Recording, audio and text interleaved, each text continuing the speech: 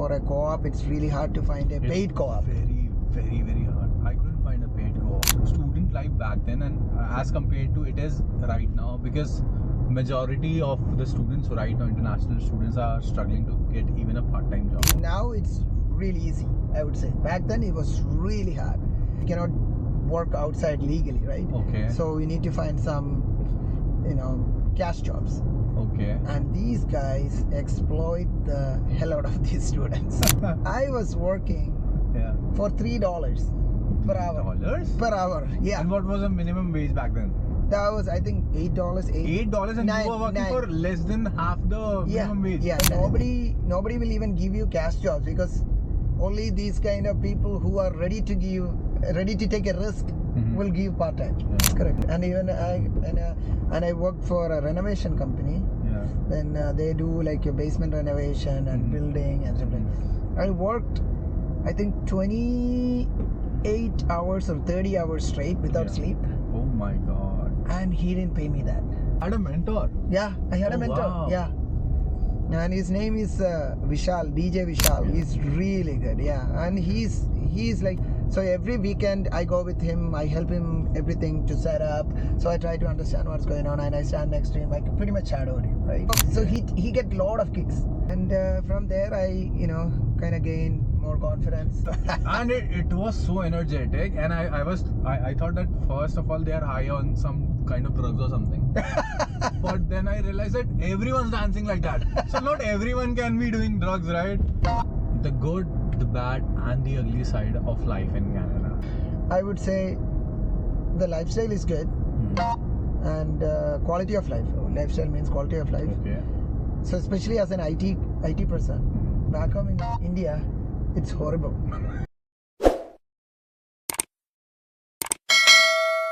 Namaste G. Welcome back to another episode of Pe Charcha with me, Saurabh. In this podcast, we feature a new guest in every episode, talking about the good, the bad, and the ugly sides of life in Canada. The guest for today's episode is DJ Bee. So DJ Bee is a DJ, obviously, who I met last year in one of the parties that I was shooting, and since then he has become a good friend of mine. He is from South India. He came here in 2015, I guess, and he works in IT. He's an engineer just like me, and he had this passion of playing music. He started with opening different tabs on Google Chrome and playing music like that, like I do right now. Huge community of people who like South Indian music. He does his own shows now. He's based out of Oakville, but he's doing shows all over GTA and beyond. And one more thing, I just love his music. I just love the way he plays South Indian tracks specifically, and the South Indian vibes and the overall energy that I've seen in his parties. So that is the reason why he's here at the podcast today in this episode. Let's pick him up first and talk to him, get to know more about his journey here in Canada and what he's up to right now. We are at DJ Bee's neighborhood.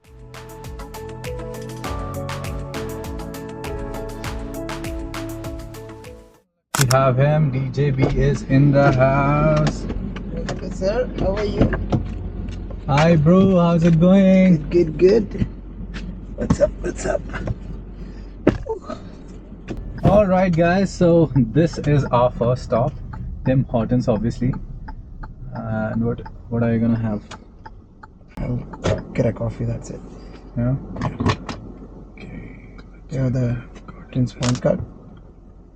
Yeah.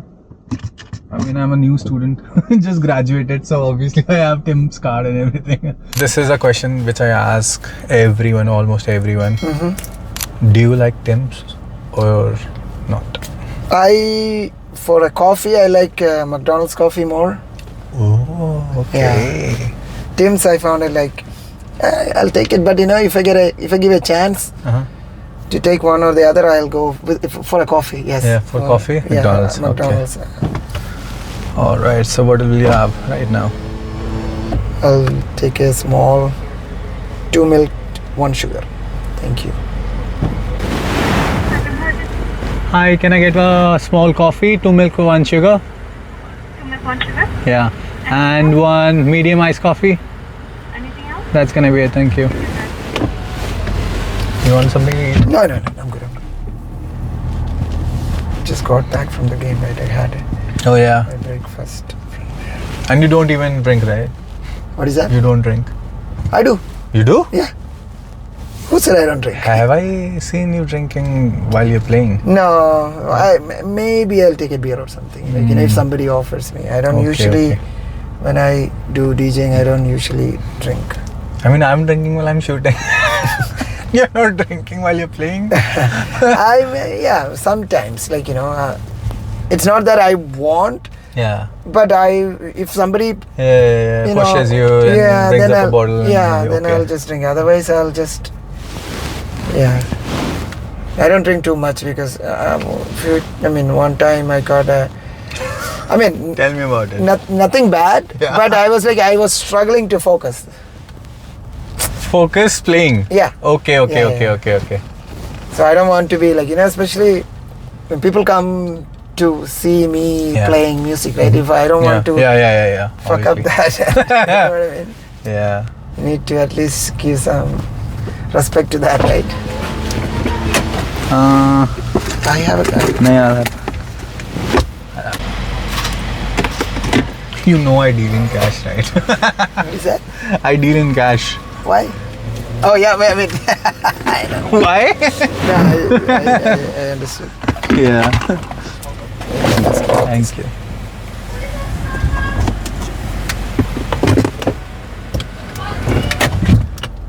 Yeah.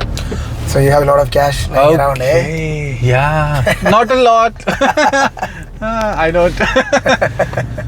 Alright guys, so we have DJ Bee in the house and we have our coffee as well, and now we're gonna start this episode. First of all, welcome. Thank you. And I introduced you to the audience already, but I would like to know a brief about who you are, what you do. I do DJ, that's my passion, music. I love music.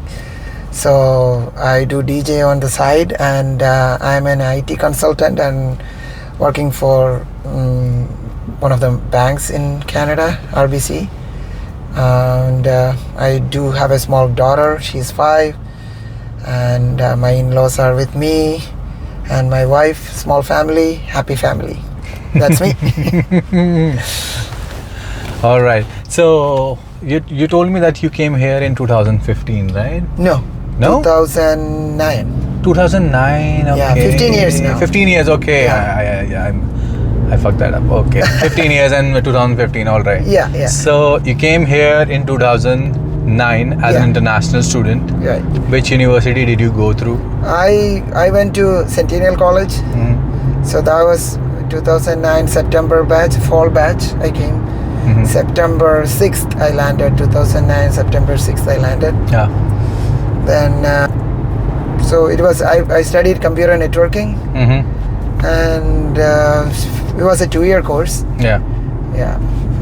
2-year course, and then you got a permit for 3 years, work permit for 3 years? Yes. Yeah. Was it the same back then as well, like it is now? I mean, it's changing every month, but yeah. Oh yeah, back then the rules were pretty strict. Mm-hmm. I would say, because the first 6 months we won't even get a SIM card. So we cannot work. For 6 months you cannot work? No. How do you survive then? So the first 6 months, it is only on campus. You can work. But how can everyone work in campus? I mean, everyone's working? No, that's a problem. How can everyone work in... No, you cannot. I didn't work in campus. So I did cash jobs here and there. Okay. And it was horrible. I'm telling you, it was horrible. Okay. So before starting your journey here in Canada, I know that you came here as an international student, went to Centennial College. Yeah. But what was your background from India? What did you do over there? Why did you decide to come to Canada? What was that? That's a long story behind it. Okay. Let's keep it short, but we want something out of this. So I was completed my engineering. I was an engineering student. I completed my engineering in 2007. So in Kerala, there was a lot of campus placements, and most of my friends got campus placed from mass after recruiters. Yeah. Take it right. Right after their university. Okay. So I am the only one who was not Placed. not placed. Oh. And I was just roaming around having fun. You know? And my friends were all in, like, you know, earning big bucks. Back then, you know, it was like even a fresher, they will get, I think, 25 grand. Yeah. What? 2009. 2009. 25 grams per month. Per month, yeah. A fresher. What? Yeah. Which college did you go to? No, not me. Not Yeah, my but friends. your friends, yeah, still. In there are a lot of engineering colleges in Kerala, right? So if you have, they all got placed in pretty good companies. Kerala is what kind of money are you guys making? 25k. I graduated in 2018. Engineering, computer science.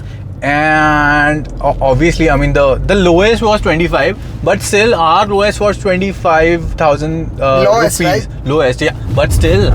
Fresher. Yeah, it was Fresh. like 20 to 25 grand. But see the difference, it's 9 years difference. So in 9 years, the lowest we are getting is 25. I think our average was kind of 40-ish. And you guys were, your average was 25, yeah, it's right? Tech Mahindra, Infosys, you name it, those CTS. TCS. Yeah, TCS, my close buddy who got placed in CTS Cognizant, right? Cognizant, yeah. So he got placed in Cognizant and he was getting paid 22 grand or something per month as a fresher. That's so good. Yeah. Right now he must be earning 3-4 lakhs per month. Probably. Yeah. Probably. Okay. Yeah, but all right. So enough about your friends. So you decided because you were not placed, you decided to roam around, and then. No, not decided to roam around. Like I went to Bangalore. There was not much people were going out for higher studies, right? Like especially in Canada. Yeah. So my eldest brother said he's in US and my elder brother is in UK. Yeah.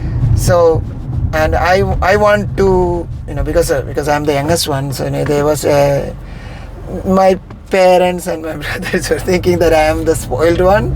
So yeah, that's a true story, man. So they don't want to send me out. And I'm like, you know what, I need to prove. Yeah. Right? So I thought of I don't want to go to UK and in US. I need to go find a different country. But there were not a lot of Mallus back at not even that Mallus. time. Yeah, I mean, from some people from South India. Yeah, South India, not many. I know that the biggest population over here is from Punjab. Second could be Gujarat, and third is South Indians. I cannot differentiate between who's who and which state. Yeah. Came in 2009. There was only, I think, 10, probably 5 South Indians in here. That's all we know. Okay, so that's the South Indians you knew. Yeah, that I knew. Like as a student. 2011 it started. 11. I see the big shift. Okay. There are a lot of students coming into Canada. Then from there it was like boom, boom, boom, boom. Okay. Going up.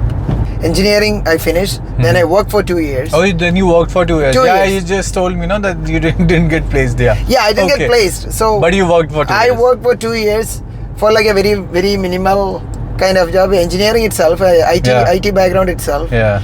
Then I wasn't seeing a lot of because my friends were already getting paid 30k at that time after 2 years, right? Then I was getting only 10k. You know what I mean, right? Okay. And it was good for me because it was in my hometown itself. So I just go home and I don't have much much expenses, right?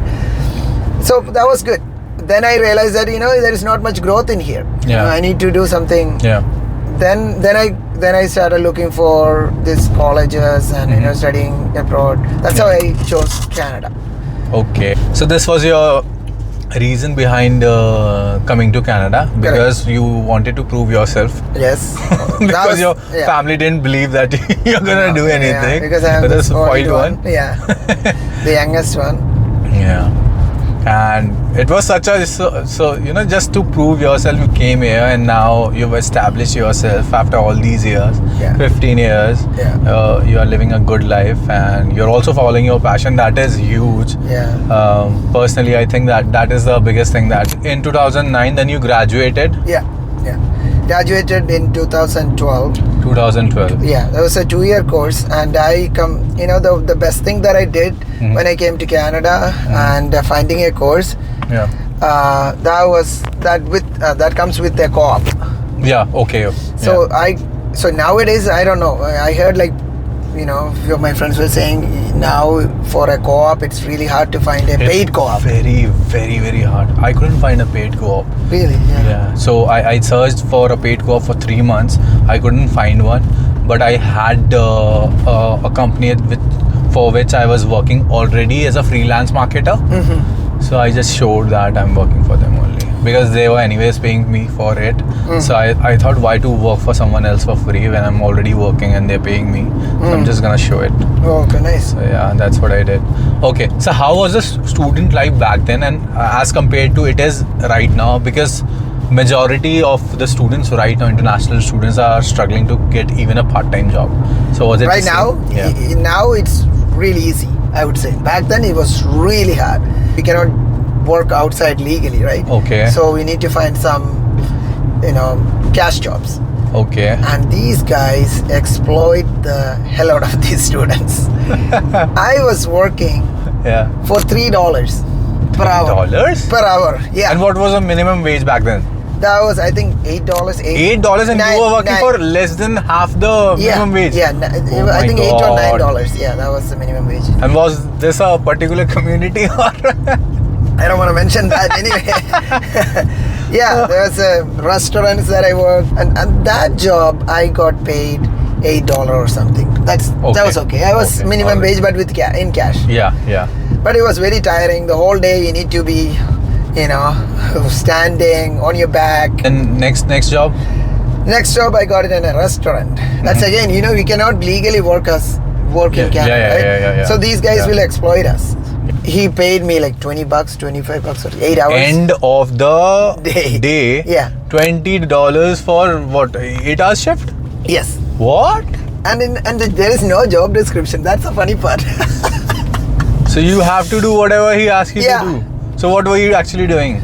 So in the kitchen. So he gave me like a big sack of onions. He said, okay, cut it. When we finish it, then he'll be like, oh, you know what?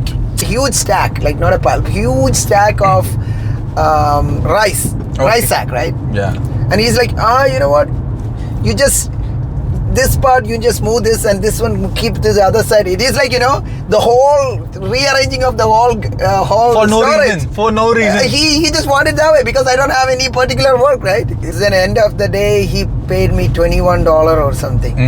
That my gosh. When I looked it up, it was around $3 or something. Yeah, $3.5. Okay. Yeah, that was, and I worked there for I think probably like 2-3 months because it's really hard to find a job. And then what was next? The next part, then I got in.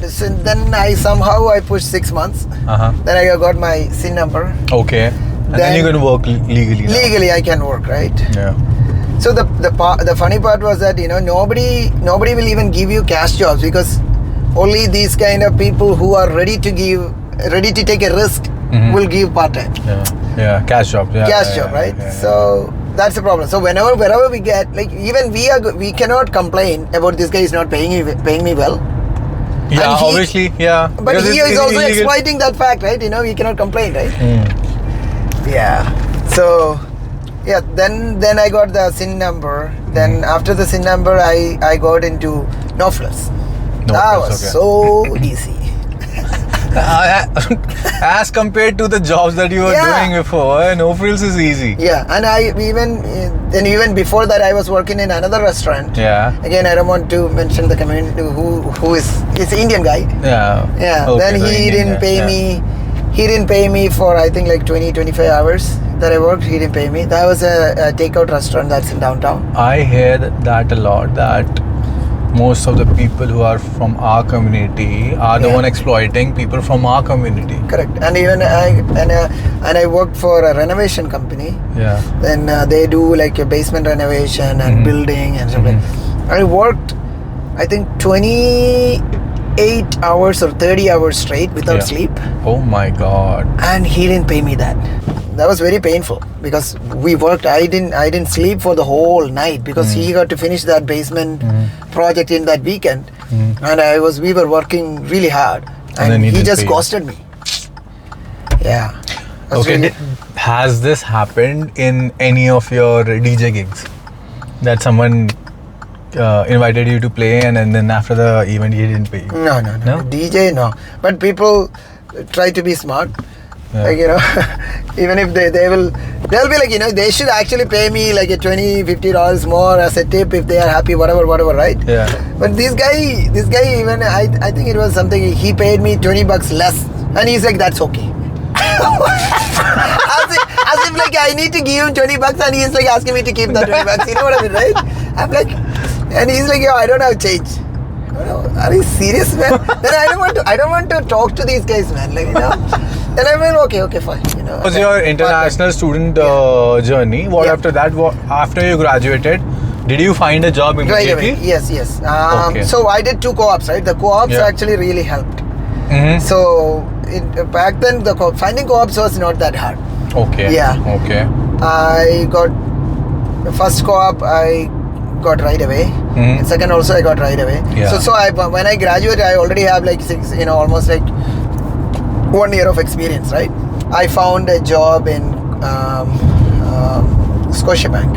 Scotiabank. That was a contract job, Uh-huh. consulting. Yeah. Did you decide that I need to get a PR now, or I want to stay here, and what were the reasons behind it? And then when you finally got your PR, how happy were you? Because right now it's like a sword on your neck.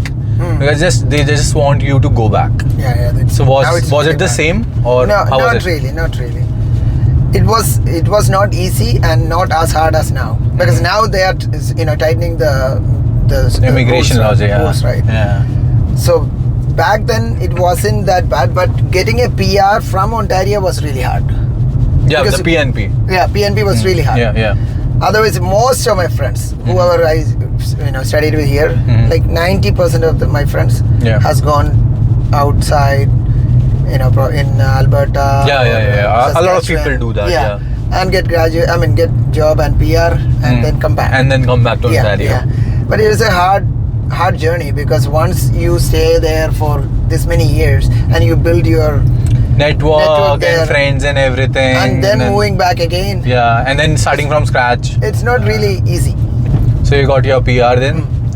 So PR, 2015 I got PR. 2015 you got your PR. Yeah. And take me through the journey of you realizing that you wanted to be a DJ, or you played at a party or whatever you did, and then you realized, okay, I want to do this. No, but music was always my passion, right? So I was like, always I have like headphones on. Okay, listening to music and So you were the cool kid with the headphones on always. Because, yeah. Not really, but Looks cool. Yeah. Yeah. So and also when we do house parties, right? I always play the music. Okay, So- yeah, that's me right now. At least. I do not intend to be a DJ in the future, but that is me right now, because we I think we discussed last time that you used to play on different tabs. You used to open different correct, tabs correct. on laptop, Yeah. and that is how you used to switch music. Yeah. And this is what I do right now. But yeah. Yeah, that okay. was I was a YouTube DJ back then. Yeah, same. Yeah, so Okay. different tabs, I had to reduce the volume. Yeah. Then this side, when this guy, Yeah. this tab is having the Yeah. right cue, then I reduce this, Yeah, I do that. So what happened was that, so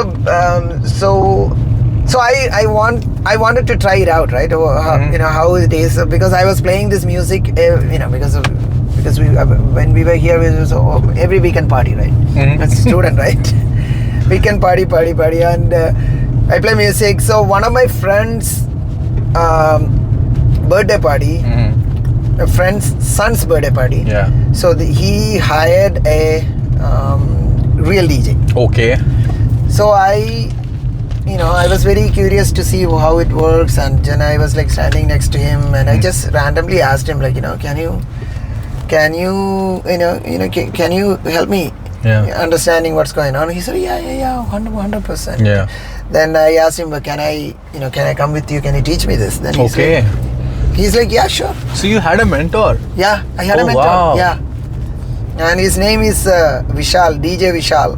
Shout out to DJ Vishal. Oh, DJ Vishal is my guru. DJ Vishal? Yeah. I have worked with DJ Vishal probably. One DJ Vishal. He's into Bollywood. Yeah.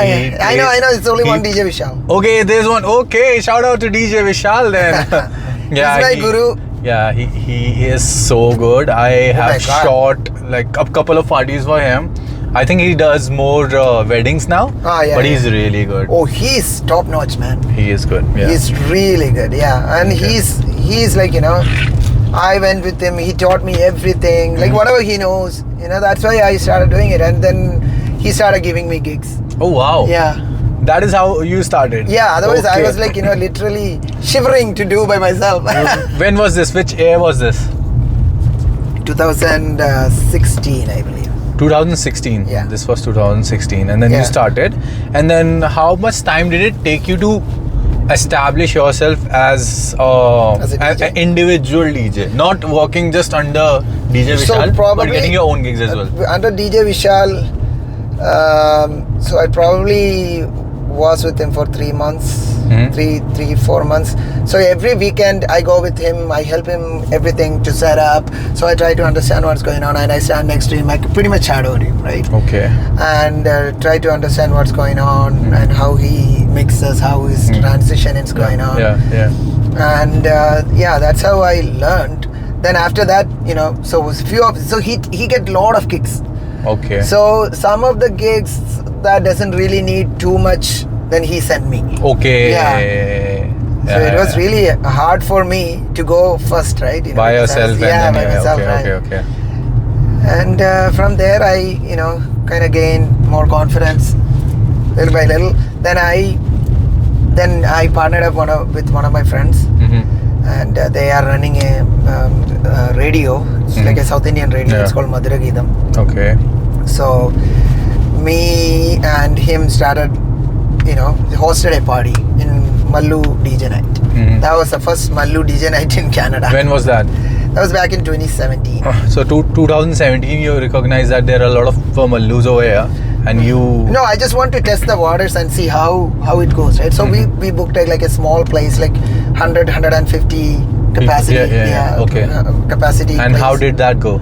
It was sold out in we announced, and within 2 weeks it was sold out. So are you saying that you're the only Mallu DJs over here? Back then, okay. Back then, now I was the first Mallu DJ. Okay. And I did the first Mallu DJ night in Canada as well. Oh wow. Yeah, exclusively. That's huge. Yeah. That's huge. Yeah, I mean, back then I just want to see how this was. Then now the scene has exploded a lot. A lot of... Yeah. So so the reason why we talked about this, and we communicate regularly till now, is that one Mallu DJ party last year which I shot, which was Halloween, and Halloween is coming. Yeah, we are doing another one, right? And that I'm from North India, right? So being from North India, I've obviously I've gone to Punjabi parties and Delhi parties, and some Rajasthani and this and that. I know their music, but I've never been to a Mallu DJ party, and you're the first one to invite me to cover that party, and I was like, what is going on? Crazy. What are they high on? Because not even Punjabis dance like this, and they were just dancing now non-stop, and it was so energetic, and I thought that first of all they are high on some kind of drugs or something. But then I realized that everyone's dancing like that, so not everyone can be doing drugs, right? And they danced non-stop for it was a 5-hour party, and they were just dancing and no one was stopping, and I was like, what the fuck are they high on? So that is when my interest built up in South Indian parties, and I realized, and your set was so damn good. I mean, I've heard your set in Bollywood parties, but when you play your own music, your Mallu music, you're bang on. And I was like, what is he doing? And now I would like to know, what were the decisions you made that you think helped you out to become as successful as you are over here right now? Yeah, first of all, I don't think I'm a very much successful person, but I mean, just don't be humble about it. You're doing your full-time IT job. Yeah. You're following your passion over here. Yeah, You I mean, have a good lifestyle. So I think you're pretty successful. stay grounded.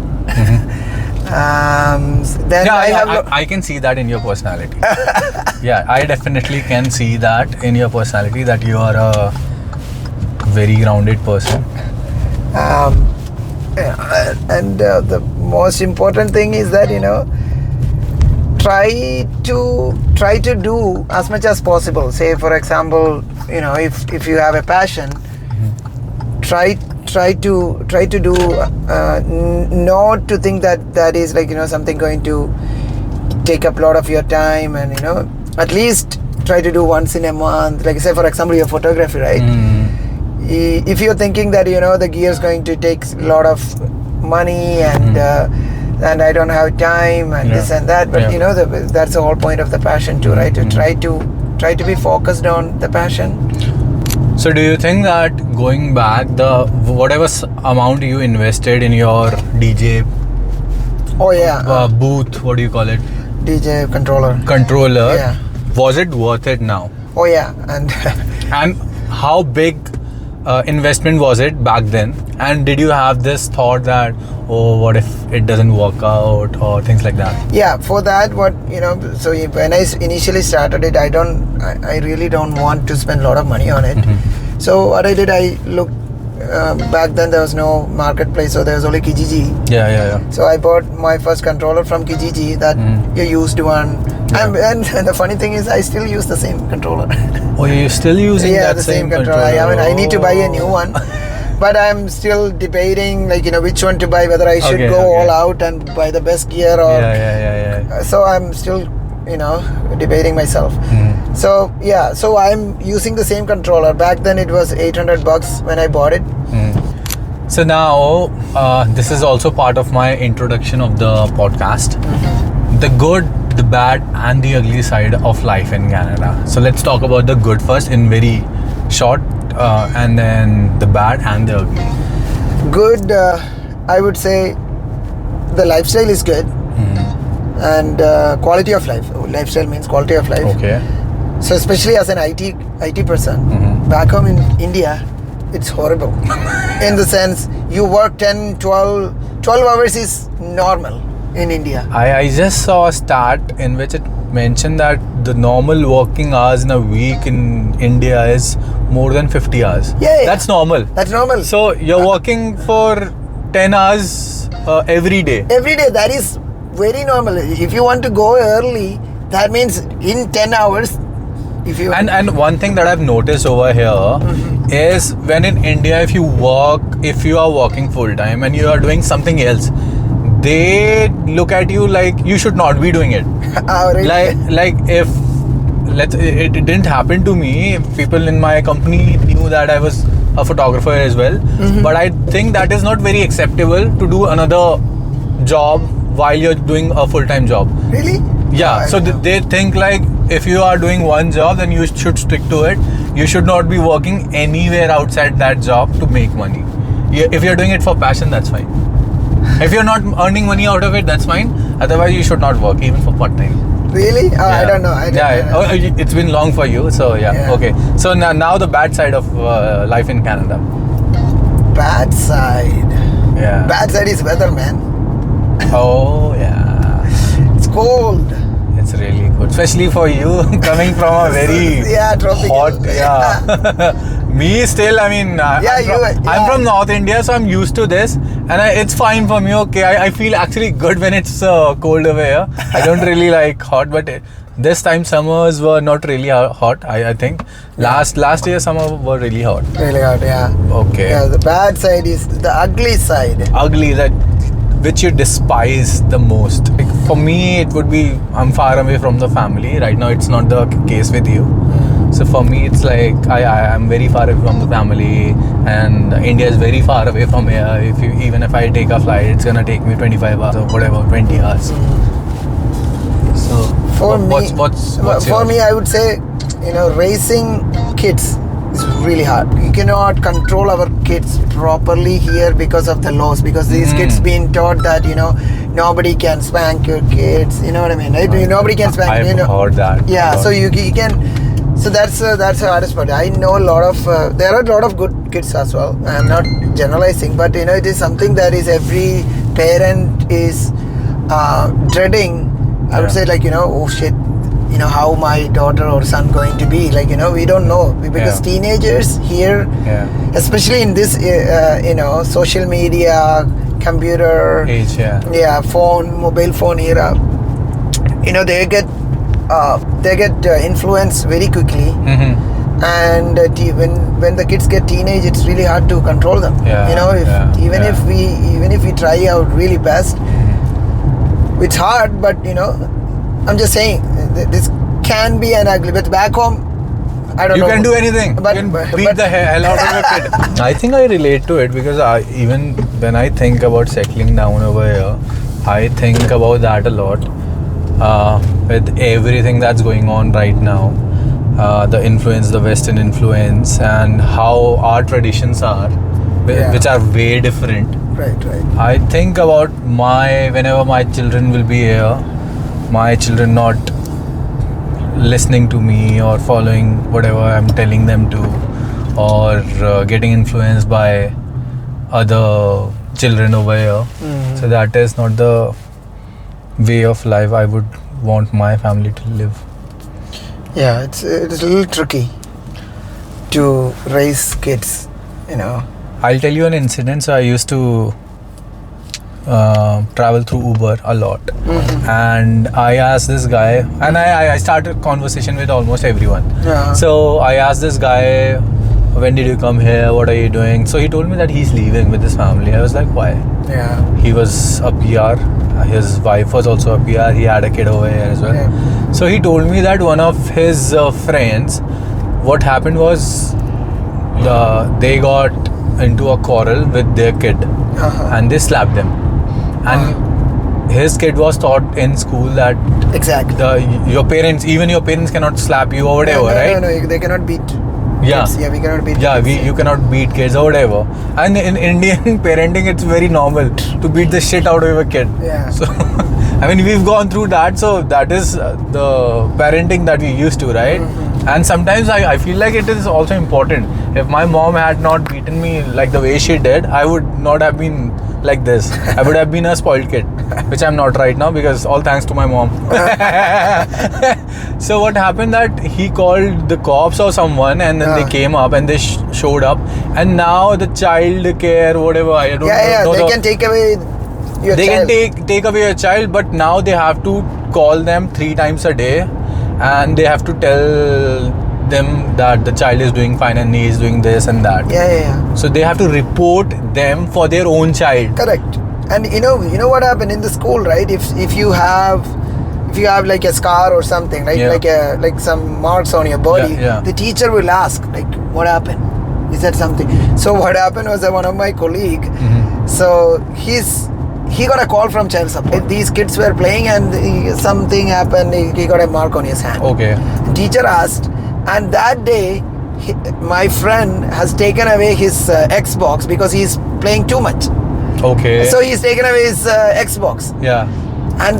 And he was crying and he was doing all his tantrums, but he didn't give because he was playing. So when he went to school, the teacher asked, what happened to your hand? So he told me that his father did that. He's you know what he said? He was like a little kid, I think he's in grade 4 or something, right? Back then. He said, oh, my dad tied me up and beat me at home. What? Yeah, exactly right. This is what I'm scared of. Children do that kind of stuff because they don't realize the repercussions of it. And they're just children, so they can say any bullshit. So then what happened? So what happened was that he got a call from this child thingy. Yeah. And he's been called to the school, and they had like a meeting, and then the kid realized that he's going to be taken away from the house, from his bed. Then he said the truth. No. Then he got scared at that point. So then my friend escaped. Because that's what I'm saying. Barely escaped. Yeah. So you can be in that situation. And if we are not being very friendly with our kids here, they can be taken away. They know their rules, right? From the schools itself, they always teach them. Because there are a lot of abuse as well happening. That's why these rules are very strict. Now, for the immigrants now, this is a very big question. Is it worth it to come to Canada in 2024? 2024, after changing all these, they are going to change all these rules. If you have money back home and you have, just coming here for good international education, of course, you can come study and go back. Yeah. The Indians are acting right now, and there are a lot of hate for brown community. You cannot blame them too, because we are making a lot of mess as well. Yeah. So I don't think it is worth coming here, and especially this tightening these rules, and they, end of the day you need to go back without even having making money. I don't think it is worth it right now. Okay. Yeah. Now take me through the timeline of your achievements, which you think, personal achievements, career-wise or whatever, which you started having after coming to Canada. 2009 you landed here. What were the achievements after that? Yeah, 2009 I landed. 2011 I finished school. That's first achievement. Okay. Yeah. 2011 itself, I found a job. Okay. And I was a decent paying job. 2012, I bought my first car. 2012, okay. Yeah, I bought brand new. How much did you pay for it? That is a big story, man. That I bought a brand new Acura TL. That was 48 grand. What? 48 grand back in 2000 what? Yeah. 11? What? 48? Yeah, man, I was crazy. If you ask me right now, I wouldn't do it. New money, you got crazy, huh? Yeah, because I was all by myself. Yeah, earning so much, just spend it. Yeah, I just splurged it. Okay. So what was next? Okay. Then again, I found 2012, then 2014, personal. I got married. Oh yeah. 2015. That's a huge achievement as well. Yeah. 15 15 I got PR. And 15 I bought the first house. Okay. 15 you got your first house. First house, yeah. Okay. So you came here in 2009, 15, 6 years later, you got your own house. Yeah. Okay. And I would say that's an achievement. It's a huge achievement. By the way, it's probably the biggest achievements. One of the biggest achievements. Yeah. So you started in 2011, and after 4 years, you were able to afford a house, not completely, but down payment and this and that. Yeah. All right. Yeah. Then 15. Then I booked my second house. 2020 second house. Okay. Second house I booked it, and 2020. But the second house was after selling your first house, right? I didn't sell it. You didn't sell it. Okay, you just booked your second house. Okay. I took equity from it, and I put that down for the second one. Okay, got it. Then I'm still keeping that. I still have that house in Mississauga. Okay. I'm rented it out. Yeah. That's then biggest achievement. It's like buying my second house. Where it took me. Yeah. And it's a beautiful house, by the way. It's a very good locality, and I think whatever knowledge that I have, whatever research that I've done, I think it should be close to 1.52 million right now. So coming as an international student, 15 years of struggle, I would not say like 15 years of struggle, but yeah, 15 years of your journey, you have been able to have 2 houses and a lot like cars and this and that. But this is something what a person like me who's a new immigrant looks forward to. Like I can see my journey as well, like not exactly, but I can see that this is doable right now. After 10 years, at least I'll be able to afford my own house. Right now it's very difficult, I know, but I know that the struggle of being here, far away from the family, is gonna be worth it one day. So after all these years, after 15 years in Canada, how different do you think would your life have been if you were in India and now that you're in Canada? What would have been the difference? What's the difference if you just decided to stay back? If I have stayed back, I would have been in 90%. I would have been ended up in Bangalore, working in some IT company. Probably working 10-hour shift. And I'm not. I got my Canadian citizenship only like 3 years back. 3 years back, right?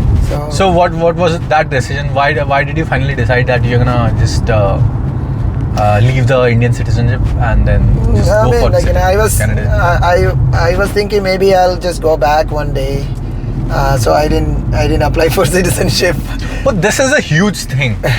So people are in this dilemma of after earning this amount of money, we're gonna go back to India. What was that one reason that you decided, okay, I'm gonna just take a citizenship now and I'm here for good? The reason is that maybe my daughter.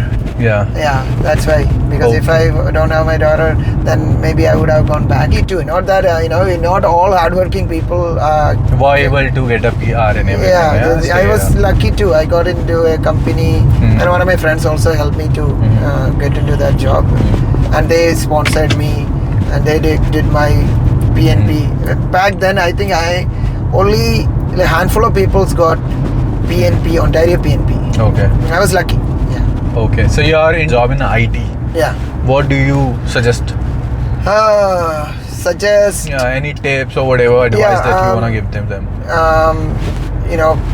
Get something. Say for example, at least do some volunteering job. Okay.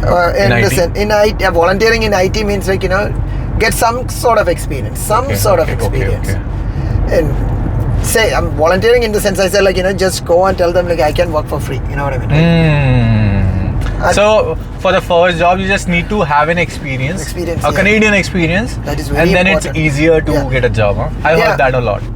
And that's why co-op is very important, and for me as well co-op helped me a lot. Because of co-op I had some IT experience to get into. So back then we were like everybody says, whenever we apply for a job, everybody says, oh, there is no Canadian experience. Exactly. Somebody without giving me some job, how would I get a Canadian experience? Exactly. that's a loop. So somehow get some sort of experience and build from there. Okay. Whoever in IT, do some sort of, some small technical courses that will help. Nowadays, AI is growing huge, right? So some sort of AI. It was a good conversation, DJ Bee. Thank you so much for being a part of Pe Charcha. And I hope that more people from the same but the South community get to see this podcast and learn a lot from your story as well. How you managed to get a job and your student life, and how you have grown your passion into something which is paying you as well, plus keeping you alive, as you mentioned, right? So I think that it was a great conversation. Same here. Thank you so much for inviting me talking to you in Pe Charcha. And one last thing that I want you to do is ask people from your community to subscribe to my channel. Sure. Absolutely. In your different languages that you know. Sure. So let's start with which language first? Malayalam.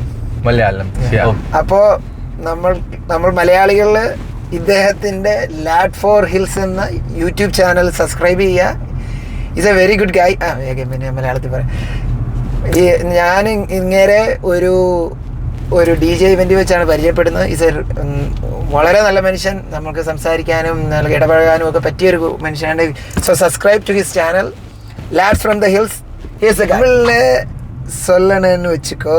So it is இவங்க நல்லா photo எடுப்பார், vlog பண்ணுவார். So இவங்களோட YouTube channel, Instagram channel எல்லாம் subscribe பண்ணுங்க, நல்லா இருக்கும். Oh, thank you so much. Oh, wow. That was amazing.